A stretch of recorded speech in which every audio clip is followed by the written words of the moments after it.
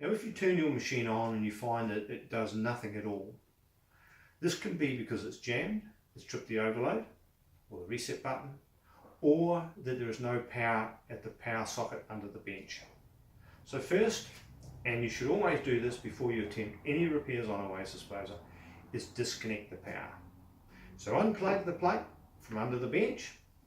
You take the jam key or wrenchette that comes with the machine, or a suitable Allen key, and you insert it in the hole in the middle of the machine, remembering that the smaller bodied machines do not have a hole for a wrenchette.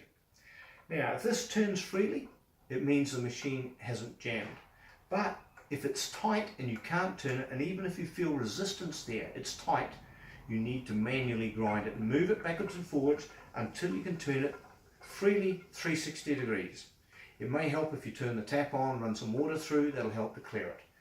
Once it's running like this freely, then you can push this little red button, the reset button. It won't move very far, maybe a millimetre. If you hear it click, you know it's activated. If it doesn't click, then it hadn't activated. So once you've done that, plug the power lead back in, turn the tap on, and try the machine again. Now if your machine does nothing at all, you need to check that there is power at the power outlet.